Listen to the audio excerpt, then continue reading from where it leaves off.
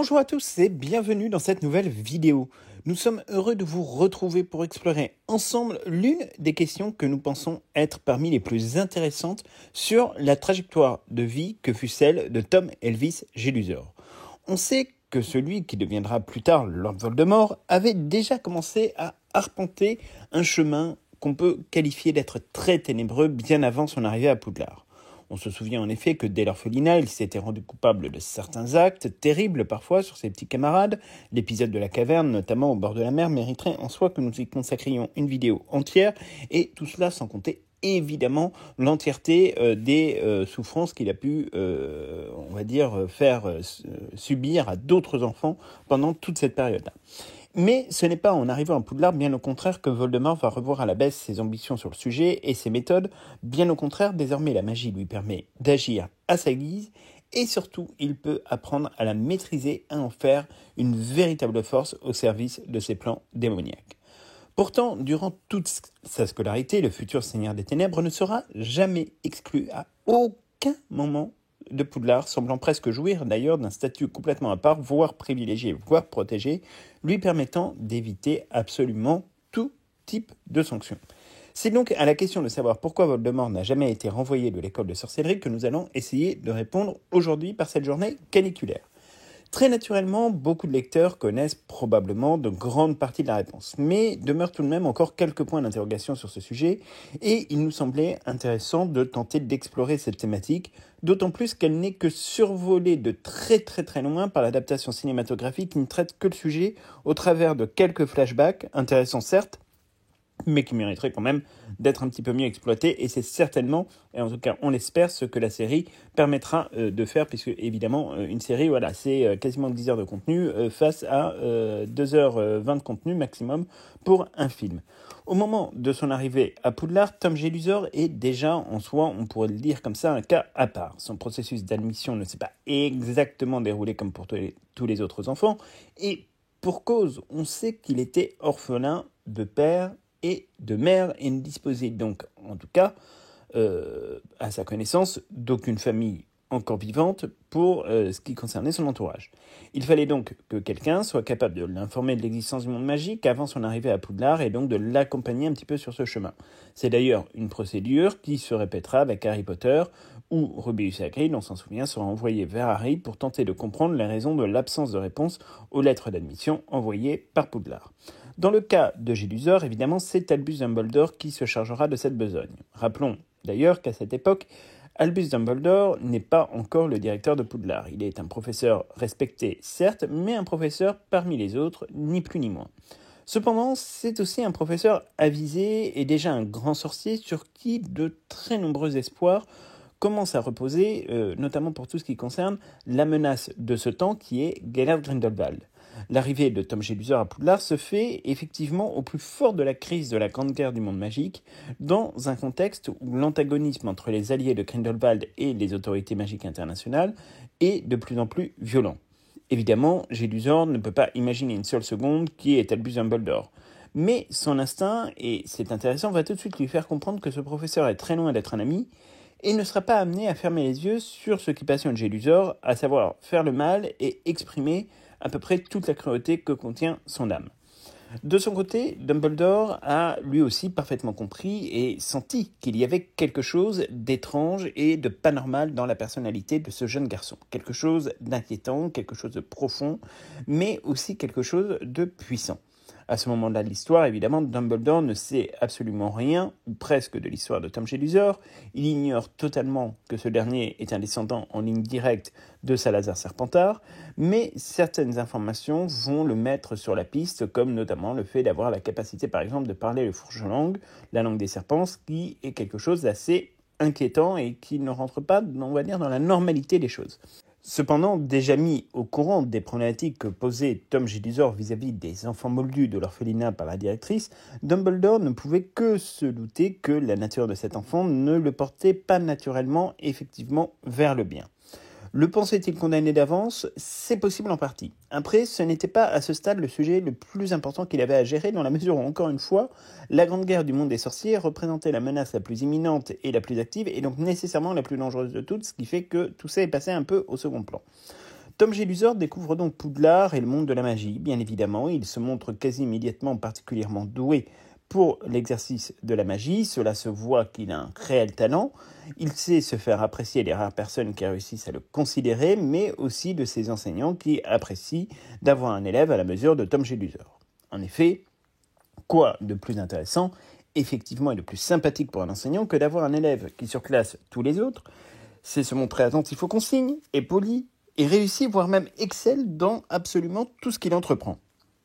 Pour le coup, on peut comprendre que les professeurs tombent un peu sous le charme, d'autant plus que Jedusor se montre toujours extrêmement poli, extrêmement sérieux, et aussi il semble être tellement lisse qu'il ne peut absolument pas être suspecté de quoi que ce soit, ni de commettre de mauvaises actions, ni même d'avoir de mauvaises pensées.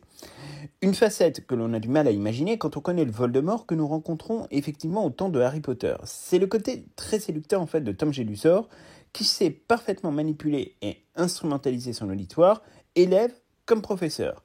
Le directeur de Poudlard à l'époque de sa scolarité ne trouve jamais rien à lui reprocher, ses enseignants non plus d'ailleurs, et le seul qui se méfie en fait au final c'est Albus Dumbledore qui l'a à l'œil en permanence. Lui ne se laisse absolument pas tromper par le côté élève parfait que représente Jedusor à ses collègues et à certains de ses camarades. Il n'est absolument pas dupe de ce qui se cache derrière le personnage. D'ailleurs, Dumbledore le dit lui-même, il ne montrera jamais durant ses premières années à Poudlard une quelconque marque d'arrogance ou de supériorité ou même d'agressivité. Contrairement d'ailleurs à ce qu'il affichait au quotidien dans son ancien orphelinat qui était en fait un peu son image quotidienne. Alors, on pourrait dire à sa décharge que l'environnement d'un orphelinat n'a absolument rien à voir avec celui de Poudlard, et c'est vrai, un orphelinat est probablement le pire endroit sur Terre pour élever un enfant, tant il y a dans ces structures de la maltraitance infantile, dont on sait qu'elle est particulièrement institutionnalisée et surtout insupportable. Mais c'est vrai que ce changement de comportement dont Dumbledore fut le témoin, mais aussi le dépositaire suite à son entretien avec Mrs. Cole, la directrice de l'orphelinat, a de quoi interroger et faire apparaître quand même certaines questions, voire certains doutes. Tout du moins, pour nous, il est vrai que ce point particulier nécessite effectivement de l'avoir bien en tête. Alors, il est vrai que Dumbledore avait fait le choix de ne confier à personne ses impressions suite à l'entrevue qu'il avait eue avec Tom Jedusor, et ceci pour une raison que l'on peut comprendre. Lors de cet entretien, Dumbledore avait espéré que Tom Jedusor comprendrait que sa conduite avec les autres pensionnaires n'avait absolument rien de normal et était plus que défaillante et même parfois choquante. En somme, Dumbledore laissait le bénéfice du doute à son futur élève et lui offrait cette chose extraordinaire qui est le rachat de ses propres péchés. Cette chance, presque biblique, n'aura pas été saisie par le futur mage noir, bien au contraire. L'arrivée à Poudlard aurait pu lui permettre de changer effectivement totalement de vie, de passer définitivement à autre chose, de saisir les mains qui lui étaient tendues et au final d'exploiter désormais les dons qu'il pensait être les seuls à avoir pour en faire quelque chose de bien. En changeant d'environnement, il pouvait faire le choix de renoncer au mal, choix évidemment malheureusement, vous vous en doutez qu'il n'a absolument pas fait.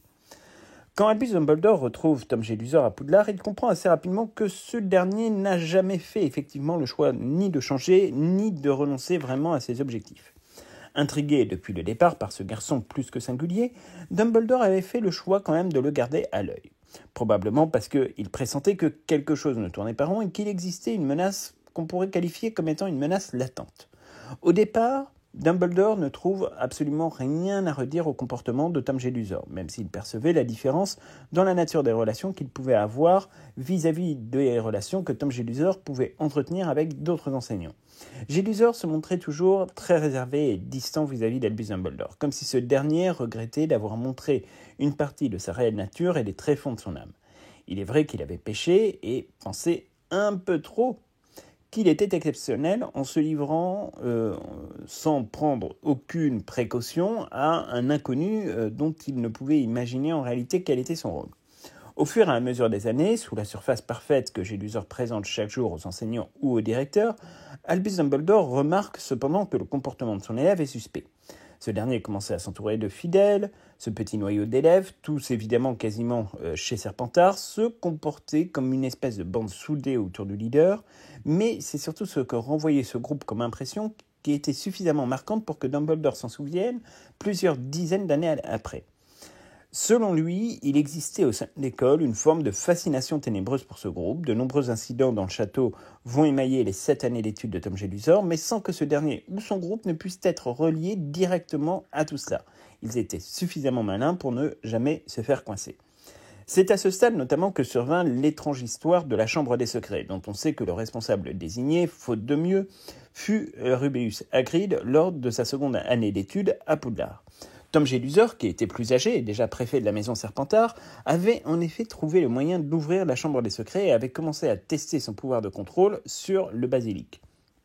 On sait que Jedusor s'est montré rapidement obsédé par ses origines, qu'il a cherché pendant des mois dans tous les registres possibles et imaginables et dans de nombreux livres à la bibliothèque avant de découvrir la vérité sur sa mère puis sur son père. Et on sait d'ailleurs à quel point il prendra le soin de régler les comptes aussi bien du côté maternel que paternel, mais nous y reviendrons. La Chambre des Secrets est perçue par Dumbledore comme étant le plus grave des méfaits commis par Tom Jedusor à cette époque-là dans l'enceinte de Poudlard, et dont il avait d'ailleurs eu connaissance. Il faut dire que la Chambre des Secrets a fait quand même un mort. Une jeune élève qui deviendra le fantôme de Mimi Géniard, un mort dans une école, même à Poudlard, n'est pas quelque chose que l'on peut considérer comme étant anodin. Dumbledore n'a jamais cru à la culpabilité d'Hagrid et a pesé de tout son poids pour faire en sorte d'éviter à Hagrid de se faire expulser du château, malgré la décision de renvoi qui fut prise pour ce qui concerne sa scolarité. Le directeur d'alors, Armando Lipette, était totalement sous le charme de Tom Jedusor et ne pouvait pas imaginer ou ne voulait pas imaginer une seconde que ce dernier puisse être le responsable d'un tel crime. Un orphelin sans argent ne pouvait être foncièrement mauvais. Lui, qui considérait Poudlard comme son foyer, ne pouvait absolument pas lui vouloir du mal et encore moins tuer qui que ce soit. Dumbledore, lui, avait clairement une autre opinion, ou on pourrait dire tout le moins une autre intuition, et a renforcé la surveillance qu'il avait sur les activités de Tom Jedusor, ce qui était tout de même à prendre en considération dans la mesure où cette année 1943 devait être une année relativement chargée dans le cadre de l'affrontement qui se préparait avec Gellert Grindelwald. On sait que la surveillance de Dumbledore a été perçue comme étant particulièrement agaçante à vivre par Jedusor, raison pour laquelle il ne prit jamais le risque de rouvrir la Chambre des Secrets afin de ne pas se faire prendre la main dans le sac. Tom Jedusor n'avait aucunement l'intention de se faire envoyer de Poudlard. Bien au contraire, le fait d'y rester était une nécessité pour continuer à mettre en œuvre son plan. Le petit groupe qu'il avait formé n'avait absolument rien à voir en réalité avec une bande d'amis. Même si Voldemort pouvait laisser penser que c'était le cas vis-à-vis de l'extérieur, en réalité, Dumbledore le décrit comme le regroupement de divers profils où se croisaient des ambitions différentes entre élèves suffisamment intelligents pour se placer sous la protection de Jedusor et ceux peut-être un peu moins intelligents qui, ayant repéré les capacités de leur leader, espéraient partager une part non négligeable du gâteau quand la gloire se ferait jour pour cet élève devant qui tout finalement semblait s'ouvrir. C'était en tout cas le plan de base. Pour Dumbledore, il était à son sens, ce groupe était clairement les précurseurs des Mange-Morts. J.K. Rowling leur avait même donné un nom d'ailleurs qu'elle n'aura pas utilisé au final, faute de temps pour développer plus en avant cette histoire, les Chevaliers de Walpurgis. Walpurgis faisant référence à une fête païenne fêtée un peu partout en Europe et qui marquait la fin de l'hiver notamment, mais elle est surtout connue pour être une sorte de fête des sorcières si on voulait tirer un peu le trait où sorciers et démons se rencontrent. Le diable n'est jamais vraiment loin de Voldemort, à se demander presque d'ailleurs s'il n'en est pas la personnification incarnée, mais cela est un autre sujet bien évidemment que nous aborderons dans une prochaine vidéo. Le fait est que cet attroupement autour du futur Seigneur des Ténèbres lui assure une forme de protection et surtout une forme d'alibi. Officiellement, Tom Elvis Jedusor version Poudlard n'est plus celui de l'orphelinat. Il ne représente aucune forme de menace et encore moins un quelconque caractère d'insociabilité. Au contraire, il est inclus, il est entouré d'un groupe soudé, avec qui tout se passe bien et encore une fois, il présente au monde une image très lisse. Pour toute personne extérieure, et ne se méfiant pas, l'alibi pouvait fonctionner. Mais sur Dumbledore, ce n'était absolument pas le cas. Lui avait très bien compris que Voldemort n'était absolument pas capable de ressentir une quelconque forme d'amitié pour qui que ce soit. Tout ne lui était soumis que dans une logique utilitaire. Et ce sera encore le cas d'ailleurs avec les Mange-Morts quelques années plus tard. Ils ne sont que des outils au service d'une destinée personnelle. Parfois, destinée personnelle un peu floue, mais en laquelle Tom Jedusor ne cessait de croire. Rappelons qu'il avait affirmé d'entrée de jeu à Dumbledore lors de leur toute première rencontre à l'orphelinat qu'il était une personne extraordinaire. sa propre personne ne pouvant ainsi que se voir comme différent des autres et nécessairement supérieur. Aucun membre de cette bande ne pouvait en réalité se dire être véritablement proche de lui. Il pouvait le prétendre, il pouvait y croire, mais tout cela n'était que querelle d'ego ou alors des artifices peut-être pour se rassurer devant les côtés probablement fascinants mais aussi inquiétants que pouvait montrer Tom Jedusor dans l'intimité de ce cercle. Le fait est que, d'aspect extérieur, et même si beaucoup d'événements se produisaient à Poudlard durant sa scolarité, aucun fait, encore une fois, n'a pu être lié directement à Tom Helvig Jedusor. Pas le moindre petit indice, pas la moindre confidence. Jedusor a réussi à camoufler avec son petit groupe chacune de ses mauvaises actions. Pour cela, on peut imaginer qu'il aura fait usage de méthodes brutales, probablement illégales, et qu'il aura probablement eu recours également à la magie pour faire taire ceux qui auraient pu parler. Il faisait peur à trop de monde et la peur n'encourage personne à oser dire tout haut ce qui mériterait parfois de l'être. On sait que ce sont les méthodes qu'il avait déjà employées effectivement à l'orphelinat où des enfants qui avaient été traumatisés avaient toujours refusé de dire exactement ce qu'il s'était passé, soit parce qu'ils ne s'en souvenaient pas, soit parce qu'il y avait une telle crainte et une telle peur que de toute façon ils ne pouvaient absolument pas exprimer l'horreur de ce qu'ils avaient vu, vécu ou subi. Les professeurs de Poudlard ne se sont donc aperçus en réalité de rien. Pour eux, Tom Helvig Jedusor n'était qu'un élève brillant, destiné à un très grand avenir et dont les capacités ne cessaient d'impressionner. Charismatique, poli, respectant le règlement de l'école, ne se signalant jamais de manière négative, il est passé donc astucieusement sous les radars. Et pourtant, des erreurs, le moins que l'on puisse dire, c'est qu'il en a commises. Sur l'ouverture de la chambre des secrets, il s'en est fallu de peu pour qu'il ne soit découvert et la parade fabriquée pour faire payer Rubeus Hagrid était, on peut le dire, franchement relativement peu pertinente. Il le dit lui-même d'ailleurs. Il a tendu un piège à Rubeus Hagrid mais qui était insatisfaisant à ses yeux et qu'il pensait que quelqu'un finirait par comprendre qu'Hagrid, avec toutes les limites du personnage et ses faiblesses, ne pouvait absolument pas être l'héritier de Salazar Serpentard et encore moins ouvrir ainsi la chambre des secrets. Il est même surpris par le fait que son plan ait fonctionné jusqu'au bout. Il commettra même quelques mois plus tard encore une autre grave erreur qui aurait pu cette fois-ci le conduire directement dans le bureau du directeur et probablement susciter un renvoi, voire même pire. Parmi tous les enseignants de Poudlard, s'il y en a un au-dessus des autres qui suivait avec beaucoup d'admiration le parcours de Tom Jedusor, c'était Horace Slughorn, le maître des potions. Horace Slughorn avait déjà la fâcheuse manie de collectionner les profils qui pourraient lui sembler pertinents d'avoir plus tard dans son carnet d'adresses. Jedusor était l'un de ses plus grands espoirs et ce dernier le savait pertinemment. Mais dans ses recherches pour devenir celui que l'on connaîtra plus tard comme le plus grand mage noir de tous les temps, on sait qu'il butera longtemps sur un tabou dans le monde de la magie, à savoir la question des Horcruxes. Il peine à comprendre la réelle nature de cette forme de magie, il peine à comprendre son fonctionnement, mais aussi la manière de procéder. Pour la finalité des Horcruxes, il l'a comprise parfaitement, c'est l'immortalité. La manière de se placer donc au-dessus de toute chose et de tout temps, devenir immortel, c'est évidemment défier la nature, c'est défier la création, c'est défier Dieu quelque part, si on en revient aux sources profondément chrétiennes de l'œuvre de J.K. Rowling. Tom Helvig Jedusor pensait pouvoir obtenir ce renseignement de la part de cet enseignant, conquis par son profil et dans les faits. Il est vrai qu'on peut dire qu'il ne s'y était pas trompé. Mais il faut remarquer cependant une chose, c'est qu'il existait une prise de risque absolument monumentale sur le sujet, car si Tom Jedusor ne comprenait pas tout aux Horcruxes, il était déjà suffisamment avancé en matière de magie noire pour savoir que ce qui se cachait derrière suffirait évidemment à l'envoyer tout bonnement à Azkaban. Il marchait donc sur une ligne de crête, un peu au final comme avec Dumbledore pour d'autres raisons. Il était en risque permanent, mais qu'est-ce que la conquête du pouvoir sans une prise de risque dans la partie ? Par flatterie, on sait que Tom Jedusor poussera Slughorn à tout dire de ce qu'il savait de cette forme particulière de magie. Jedusor avait calculé son coup, bien évidemment, et il ne le rate pas. Slughorn est pris au piège et s'improvise enseignant en maîtrise des arts obscurs et des ténèbres.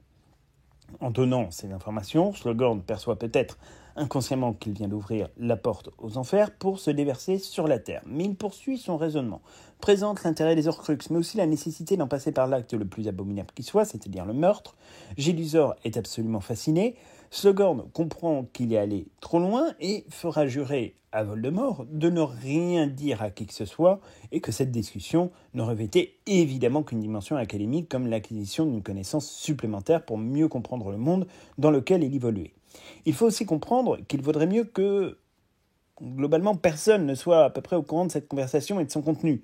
Slughorn a probablement peur des autorités du monde magique, mais il a aussi peur évidemment de la réaction de Dumbledore si ce dernier apprenait le contenu de cette discussion.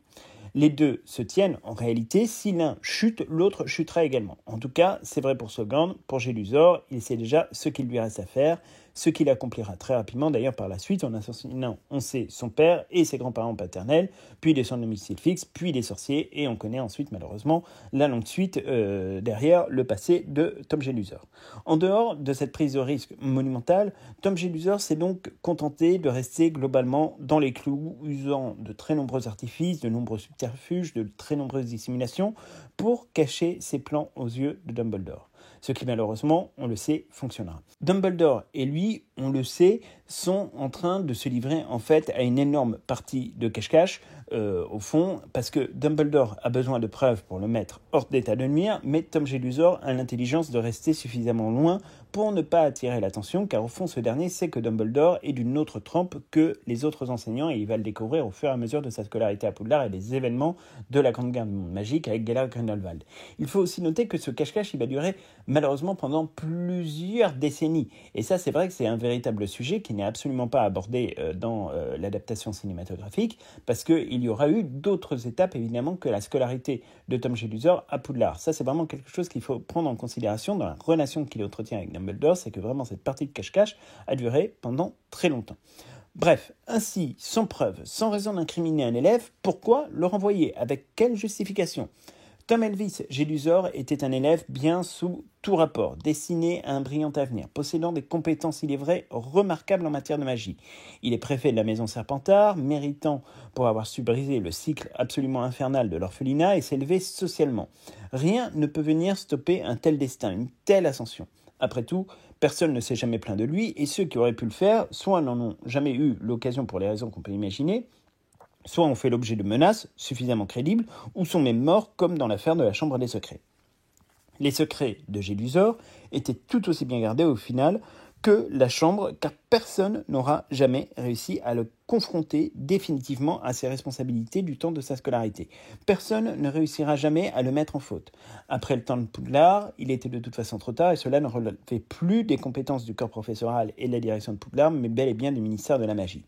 Le même ministère de la Magie qui aura su faire parfaitement, on va dire, l'impasse sur des agissements qui auraient pu effectivement leur mettre la puce à l'oreille.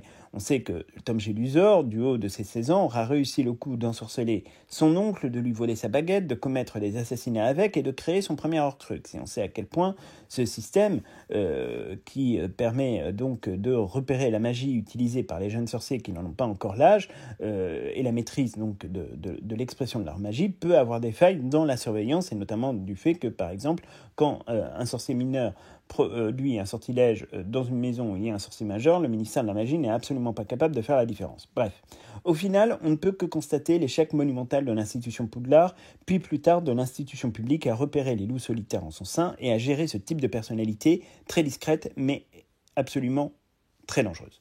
Est-ce que les choses auraient été différentes si Dumbledore avait été le directeur de Poudlard? On peut en faire en partie l'hypothèse, car il est vrai qu'il aurait eu accès à plus de leviers d'action pour contrôler, encadrer, surveiller Tom Gélusor, mais avec la présence de Dippet, les choses étaient clairement devenues difficiles et même impossibles à mettre en œuvre.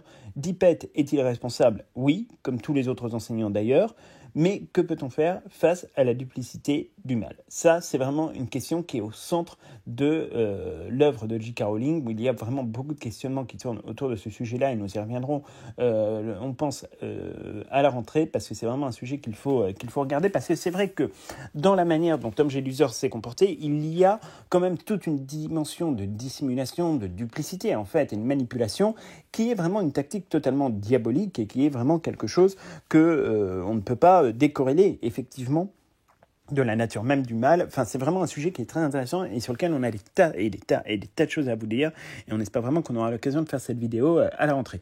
Donc, c'est tout pour cette vidéo. On espère vraiment qu'elle vous aura plu. N'hésitez pas à nous dire dans les commentaires ce que vous en pensez. On espère aussi que vous survivez tous avec cette vague de chaleur. Voilà, on sait que dans le sud, c'est très très difficile. Donc, pour ceux qui sont en vacances, vous avez peut-être accès à de l'eau, à de la piscine. Profitez-en, vous avez de la chance. Pour ceux qui sont au boulot, courage, on sait ce que c'est. On y est aussi. Bientôt les vacances, mais pas encore. On espère vraiment que ça va pour vous et on se retrouve donc normalement peut-être samedi pour le 5e épisode de Série Actu. Vous savez, les petites vidéos qui vous permettent de rattraper toute l'actualité et toutes les petites actualités de la série Harry Potter pour savoir à peu près où on en est dans le développement de cette nouvelle adaptation qu'on attend avec beaucoup d'impatience. On vous parlera notamment Poudlard Express et puis de 2-3 autres sujets. Et on se retrouve, donc quoi qu'il arrive, si des fois il n'y avait pas de série actu parce qu'on n'en avait pas assez, on se retrouve donc la semaine prochaine pour une toute nouvelle vidéo, qui sera une vidéo un peu détente, un peu summer school, donc voilà, ça va être un peu sympa, et on se retrouvera ensuite dans les prochaines semaines, évidemment avec plein de vidéos, même si on est en vacances, et vous aurez quand même des vidéos qui sortiront, et évidemment on suivra avec vous le Back to Hogwarts, avec un léger décalage horaire possiblement, mais on le suivra quand même. Donc c'est tout pour cette vidéo, n'hésitez pas à nous laisser un like, ça nous encourage toujours à continuer à vous produire du contenu et on se retrouve donc très bientôt pour plein de nouvelles aventures.